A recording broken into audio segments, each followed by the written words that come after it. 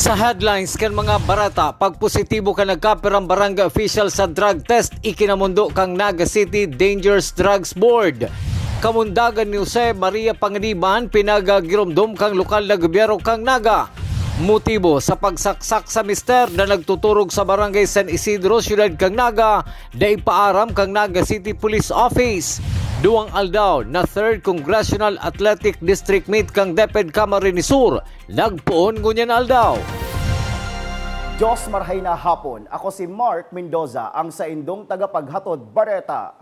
5 barangay na sa siyudad ng Naga ang nakapagkondusir ng drug test asin iwas subuot. Nagpositibo na opisyal kan barangay asin empleyado. Ikinamundo man ini kang Naga City Dangerous Drug Board. Aramon ta ang kompletong detalye sa report ni Melvin Machado.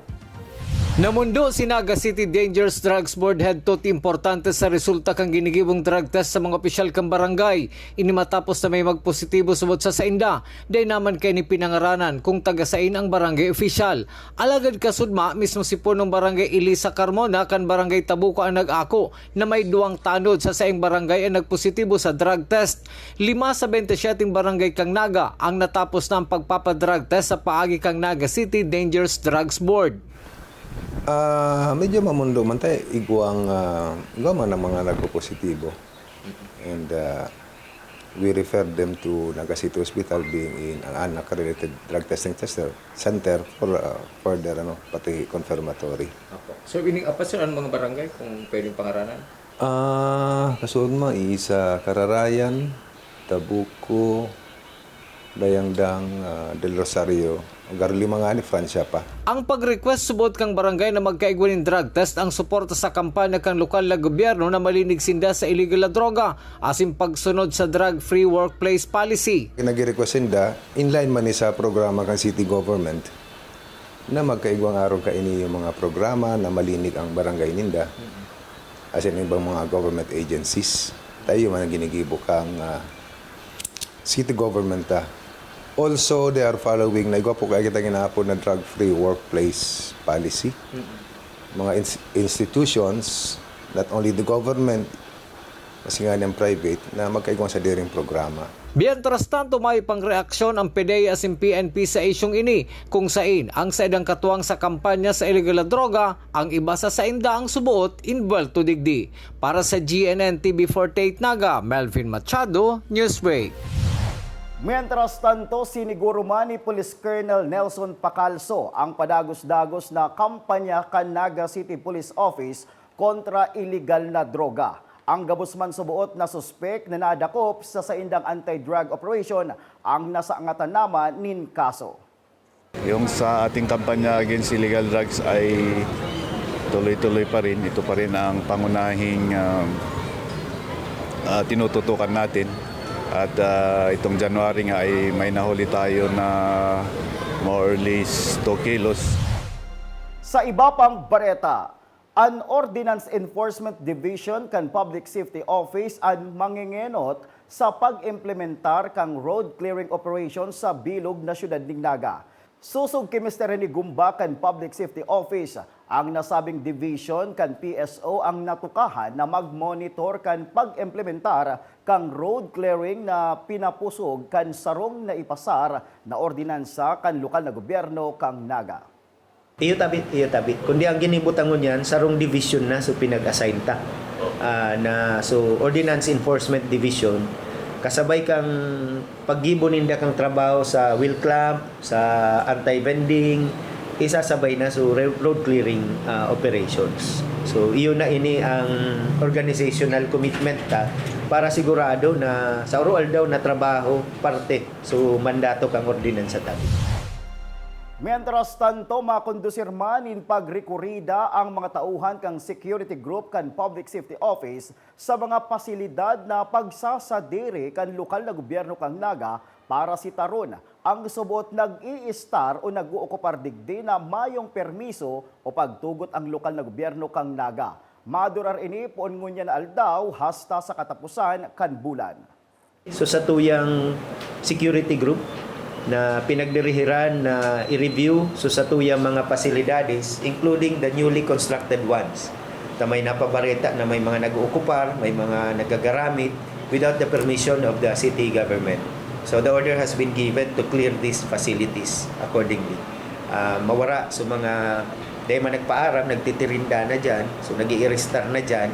So we have to clear the facilities for the use, for its original use.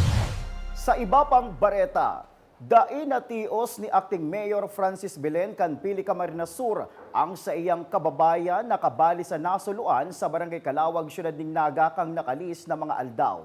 Natawan man in tabang cash assistant kabangang sakong bagas ang pinagtaon ni Acting Mayor Francis Belen sa biktima nin kasulo na taga-Pili alagad nakaagum asin nag-i-star na sa Syudad ng Naga.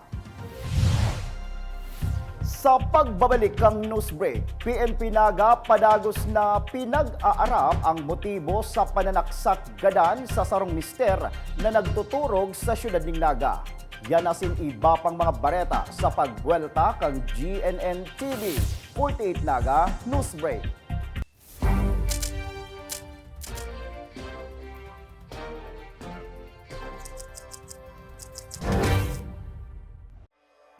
Mas pinalinaw, mas pinalakas, mas pinalawak. Ang GNN TV 48 Naga, digital na! Kung ang inyong TV sets ay digital ready na, pindutin ang scan o search channel button at makikita ang GNN TV Channel 48. Maaaring gumamit ng indoor o outdoor antenna para sa mas klarong panonood. Ganito rin ang gagawin kung kayo ay gumagamit ng digital box. Sa mga susunod na araw, asahan ang mga programang malapit sa puso ng mga Bicolano. Flight attendants, prepare for takeoff, please.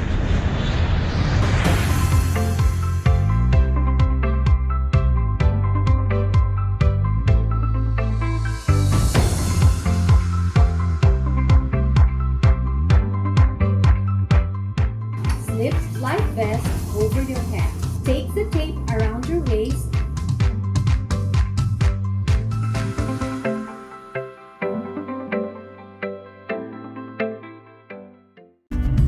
Sa oras ng sakuna, isa sa mga kailangan natin sa ating tahanan ay isang gubag. Ang isang gubag ay naglalaman ng tubig, mga dilata at biscuits upang hindi tayo magutom, energy bars o energy drink, first aid kit, communication devices tulad ng flashlights at batteries, whistles o pito, portable radio at extra cellphone. Mas mabuti kung meron tayong prepaid load guard. Tools tulad ng Swiss knife at gunting. Maaari din tayo magdagdag ng lubid. At huwag natin kakalimutan ang hygiene kit na naglalaman ng sabon, tissue, toothpaste, toothbrush at face mask. Sa lahat ng oras, laging bukas, nakahanda ang aming tanggapan. Tandaan, ang Bicolanong alerto, pirming protektado. Work with business executive or turn yourself to become one. Explore the career in the world of business with NCF's Bachelor of Science in Business Administration, major in Financial Management. This degree prepares you to excel in the financial service sector. Start it right with NCF's College of Accountancy and Finance.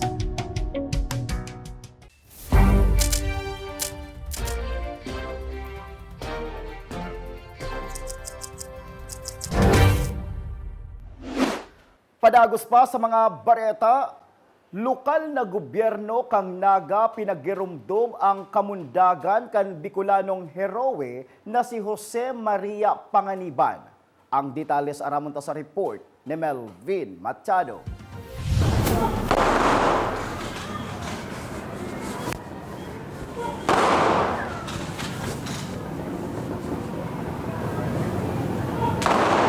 Orgulyo ni Naga Central School 1 Principal Frederick Baldosa nasaro sa duwang monumento ni Jose Maria Panganiban sa Bicolano propagandista sinamundag sa munisipyo kang Mambulaw, Camarines Norte nangunyan iyunang Jose Panganiban ang makukuha sa natad kang sedang eskwelahan na pinatugdok kang Parent Teachers Association kang taon 1930. Ngunyan na aldaw ang pinagkukumemorar ang sayang ika-160 taonin kamundagan.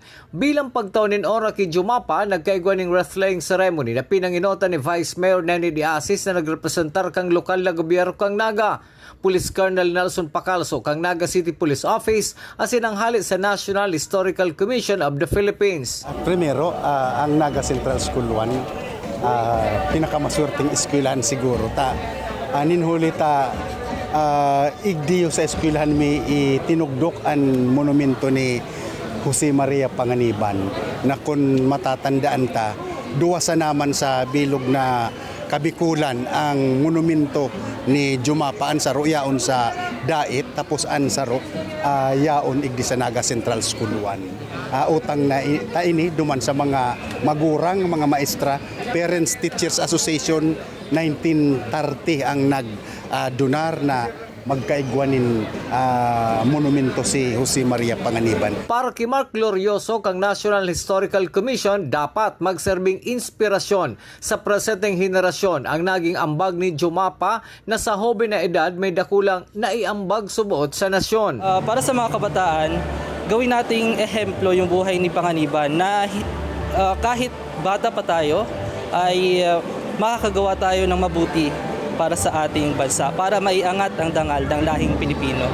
Presente man sa nasabing aktibidad, ang Naga City Police Office, Bureau of Fire Protection, Public Safety Office, mga estudyante kang Naga Central School 1 asin nagkaperong opisyal kang lokal na gobyerno kang Naga. Para sa GNN TV 48 Naga, Melvin Machado, Newsbreak. Sa satuyang police report, padagos pa ang investigasyon kang Naga City Police Office sa pananaksakgadan sa sarong mister na nagtuturog sa Barangay San Isidro, Ciudad ng Naga para maaraman ang motibo asin mabisto ang suspek. Detalye sa report ni Jerome Breeze. Blanco pangunyan ang PNP sa posibleng motibo sa pananaksakgadan sa sarong 41 anyos na padre di pamilya sa log mismo kan sa indang residensya sa Zona 7 San Isidro, Ciudad de Naga. Pasado las 4:30 nin aga kasudma.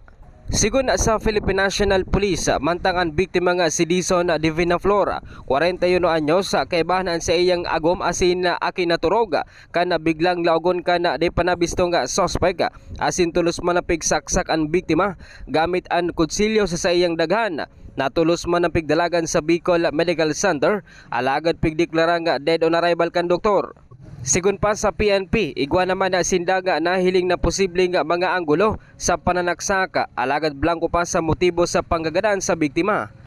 Sa investigation ta, mayo man, day man na anong mga gamit, warang mga gamit naman, kaya mayo man ini na disalign ang mga gamit naman. So kaya iniyo, ang investigation inahihiling ta itong stabbing incident, but dahil taman pigahali ang mga posibilidad tapos naghahanap pa kita ng mga anggulo o tanganing malinawang kita dito. Tangon yan, medyo kuyan pa kita, blind pa kita, pero gigibon ta gawas ng anito yan, mga solve kaya. Sa lado man kan Barangay Council, ikinabigla ninda ini. Ninhulita ini man ang primerong beses na may nairistro nga insidente din pananaksaka sa log mismo kan harong sa lugar. Inot-inot sir, nagduman po kami, kaulay may itong mga katarai duman kung anong nangyari. Kaya lang po, singa mayo man itutlo, taday man po minda na iling saro pa. Mayo bagang itong promosyon na nag-iriwal duman. Kaya po ngunyan, pero dahil pa po makaano po na anong itatabang ni duman, tawayo man pong nakukuha pang investigasyon po baga sir. Iyo po, kaya nabigla po nga ni kami sa kung baga magaho na, igwa pang nangyaring araw kadtong naglaog sa araw na nanaksak pa. Padagos pa ang hararuman na investigasyon kan Philippine National Police sa nasabing kaso, tangaling mapanimbag ang may kagibo kan nasabing krimen. Para sa GNN TV 48 Naga, Jerome Breeze, Newsbreak. Sa iba pang police report, Suspek sa panghabon sa sarong gasolinahan sa Libmanan, Camarines Sur nadakop na. Detalye sa aramon ta sa report ni Jerome Breeze. Kaput na ngunyan ka na PNP ang sospek sa nangyari nga panhabon sa sarong nga gasolinahan alauna din mag-umagahon na kana nakalis na petsa 27 kana Enero sa barangay San Isidro, Libmanan, Camarines Sur. Sigun sa PNP Libmanan, ninhuli sa mga nakuang ebidensya kabalina ang CCTV footage asin bado na ginamit kan sospek na si Angelo Manaysay 23 anyos. Napatunayan na ini mananggad ang may kagibukan panhabon kana nasa 197,000 pesos na kwarta na yaon sa log kan vault kan gasolinahan. Sa pasunod-sunod po na ginigibo pong pag-conduct ng investigation, follow-up investigation, and duman pag-monitor po sa mga possible witnesses, pag-coordinar po duman sa mga posible na mga katukdo po ini sa suspect.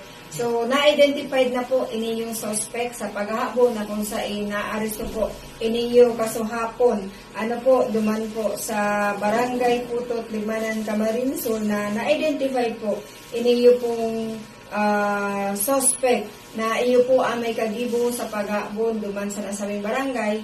Nakuasa sa iya iniyo pong mga pinagamit niya. Ano po, mga pigamit niya sa paghahabon duman po sa improvised vault na ginibo po kay ini yung sarong gasolinahan na kung sa inakuha po sa inda ini yung more or less 197,000 pesos na binta po nindo sa duwang aldaw. Dati naman subot na may nabiktima nin panhabon ang sospek sa Bulacan, dagdag pa ka nasabing opisyal. Ini pong suspect, sir, may mga noted incident na din po ini yung ginibo, same na din po na ginagawa niya na panghabon. Ano po, so accordingly, ini pong suspect, nagibo ni din po kang panghabon duman po sa Santa Maria, Bulacan. By the way, yung suspect po na-identify din duman po sa ginibo mga koordinasyon, sabi na sa bago sa mga coordination na ginigibuta po sa mga posibleng makakatulog po duman sa suspect na may kagibo. So, dati pong pinagtrabahuhan kay niyo duman po sa Bulacan. Ano po, same man din po si ginibo sa iya na panghapon. Ano po, so kaya na-identify ta and kaya po siya nagbalik-ari din sa Libmanan since na duman po sa area na pinagtrabahuhan niya.